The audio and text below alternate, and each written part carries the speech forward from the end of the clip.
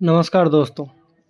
मणिपुर में फिर से भड़की हिंसा के बाद राज्य में हालात बेकाबू हो गए।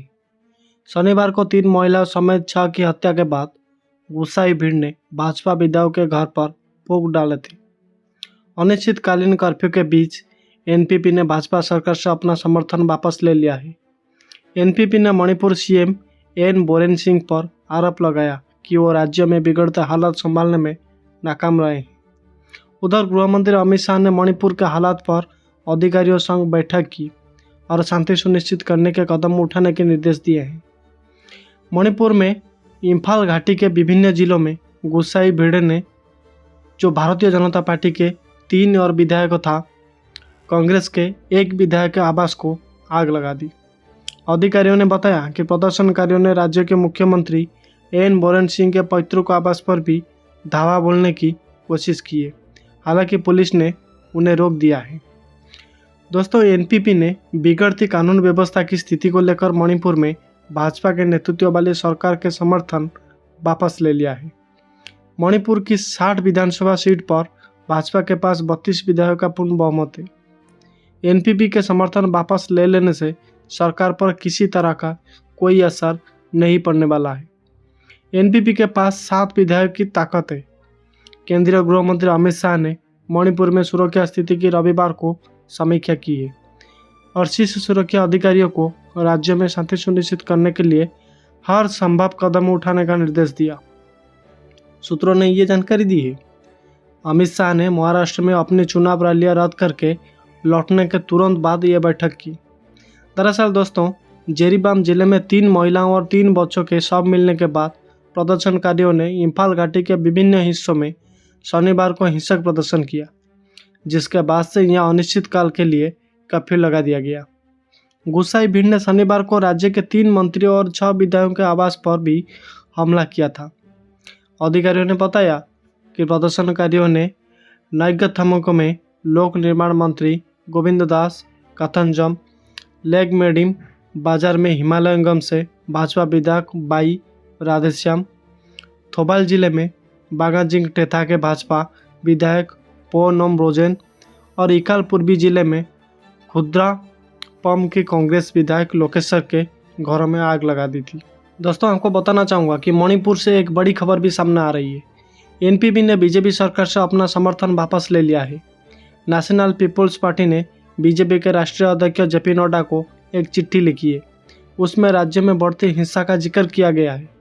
जोर देकर बोला गया है कि तमाम प्रयासों के बाद हालात नहीं सुधरे हैं। ऐसे में समर्थन वापस लेने का फैसला हुआ है। जानकारी के मुताबिक मणिपुर में बीजेपी के पास अपने दम पर मोहब्बत है।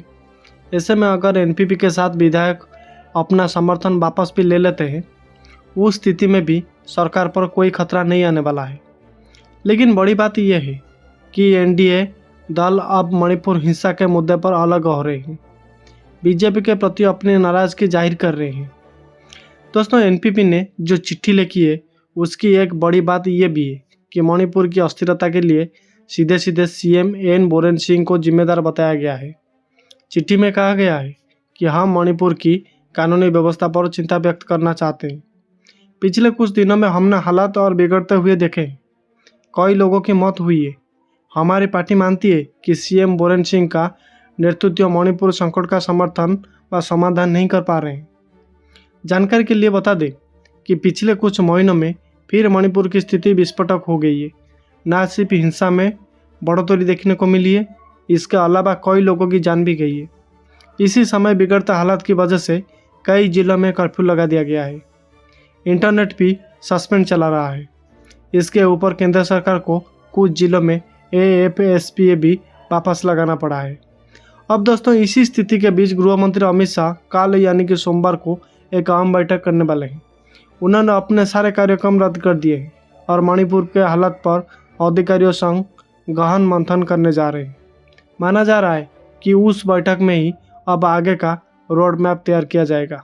दोस्तों, इसी बात को लेकर केंद्रीय गृह मंत्री अमित शाह ने मणिपुर में सुरक्षा स्थिति को रविवार को समीक्षा की है।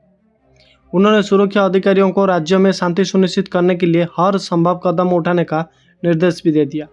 अमित शाह ने महाराष्ट्र में अपनी चुनाव रैलियां रद्द करके लौटने की तुरंत बाद ये बैठक की है। केंद्रीय गृह मंत्री सोमवार को शीर्ष अधिकारियों के साथ एक और विस्तृत बैठक करेंगे। दोस्तों, मणिपुर में महिलाओं और बच्चों के शव बरामद होने के बाद विरोध प्रदर्शन और हिंसा के कारण स्थिति अस्थिर बनी हुई है। मणिपुर पिछले साल मई से ही जातीय संघर्ष से जूझ रहा है। इम्फाल घाटी के विभिन्न जिलों में गुस्साई भीड़ ने बीजेपी के 3 मंत्री और विधायकों तथा कांग्रेस के एक विधायक के आवास को आग के हवाले कर दिया। प्रदर्शनकारियों ने मुख्यमंत्री एन बीरेन सिंह के पैतृक आवास पर भी धावा बोलने की कोशिश की, हालांकि पुलिस ने उन्हें रोक दिया है।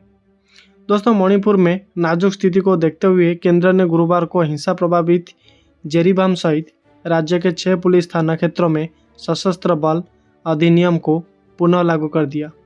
इम्फाल घाटी में बसे मेहती और समीपवर्ती पहाड़ियों में बसे कुकीजो समुदाय के बीच जातीय हिंसा में 200 से अधिक लोग मारे गए हैं और हजार लोग बेघर हुए हैं।